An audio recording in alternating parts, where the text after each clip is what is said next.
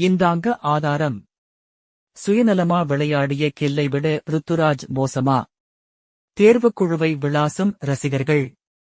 ICC 2024 T20 உலகக் கோப்பையை வென்ற இந்திய கிரிக்கெட் அணி ஜிம்பாப்வேவுக்கு எதிரான தொடரை 4-1 என்ற கணக்கில் வென்றது.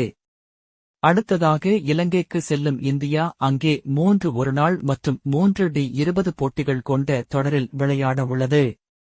அந்த 2 தொடர்களுக்கான அணியையும் பிசிசிஐ வெளியிட்டுள்ளது. அதில் ஒருநாள் தொடரில் கேப்டன் ரோஹித் சர்மா தலைமையில் விராட் கோலி போன்ற சில சீனியர் வீரர்களும் இளம் வீரர்களும் தேர்வு செய்யப்பட்டுள்ளனர். ஆனால் டி20 தொடரில் ஹர்திக் பாண்டியாவை கழற்றிவிட்டுள்ள தேர்வுக்குழு ரோஹித்துக்குப் பின் சூரியகுமார் யாதவை புதிய கேப்டனாக அறிவித்துள்ளது. அந்த அணியில் ஜெய்ஸ்வால், ரியான் பரா, ரிங்கு சிங் போன்ற இளம் வீரர்கள் தேர்வு செய்யப்பட்டுள்ளனர். ஆனால் அந்த அணியில் ருத்துராஜ் கெய்க்வாட் கழற்றி விடப்பட்டுள்ளது ரசிகர்களுக்கு மிகப்பெரிய ஆச்சரியமாக அமைந்துள்ளது. ஏனெனில் தோனியின் நம்பிக்கையை பெற்று சிஎஸ்கே அணியின் கேப்டனாக நியமிக்கப்பட்டுள்ள அவரது தலைமையில் ஏற்கனவே இந்தியா 2023 ஆசிய விளையாட்டுப் போட்டிகளில் தங்கப்பதக்கம் வென்றது. அப்படிப்பட்ட அவர்தான் உண்மையில் ஜிம்பாப்வே தொடரில் கேப்டனாக நியமிக்கப்பட்டிருக்க வேண்டும். ஆனால் அதை செய்யாத தேர்வுக்குழு சுப்மன் கில்லை கேப்டனாக அறிவித்தது. மறுபுறம் அந்த தொடரில் முதல் போட்டியில் தோல்வியை சந்தித்த போது 2வது போட்டியில் சதமடித்த அபிஷேக் சர்மா இந்தியாவை வெற்றி பெற வைத்தார்.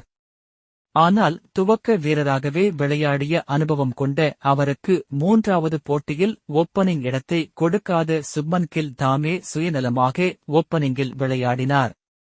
அதைவிட 4வது போட்டியில் அதிரடியாக விளையாடிய ஜெய்ஸ்வாலை சதமடிக்க விடாத அவர் தன்னுடைய அரை சதத்தை பூர்த்தி செய்து கொண்டார்.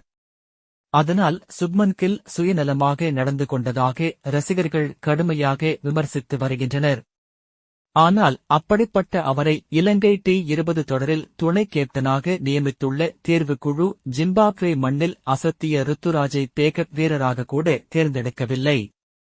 அதற்கு ஆதாரமாக கடைசி 7 போட்டிகளில் 356 ரன்களை 71.2 என்ற சராசரியில் எடுத்துள்ள ருத்துராஜ் ஐசிசி டி20 தரவரிசையில் உலகின் நம்பர் 8வது பேட்ஸ்மேனாக ஜொலித்து வருகிறார்.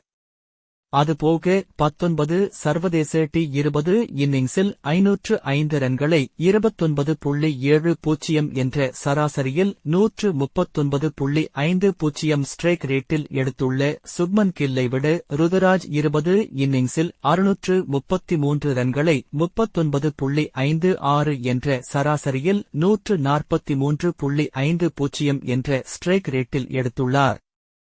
ஆனாலும் அவரை கழற்றிவிட்டுள்ள தேர்வுக்குழு அறிமுக வீரர் அபிஷேக் சர்மாவுக்கும் டாடா காட்டியுள்ளது.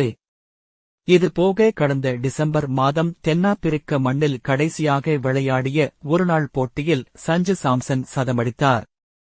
ஆனால் அவருக்கு இலங்கை ஒருநாள் தொடரில் வாய்ப்பு கிடைக்கவில்லை. இதையெல்லாம் பார்க்கும் ரசிகர்கள் இது என்ன அநியாயம்? கம்பீரும் தன்னுடைய வேலையை ஆரம்பித்துவிட்டாரா என்று விமர்சித்து வருகின்றனர்.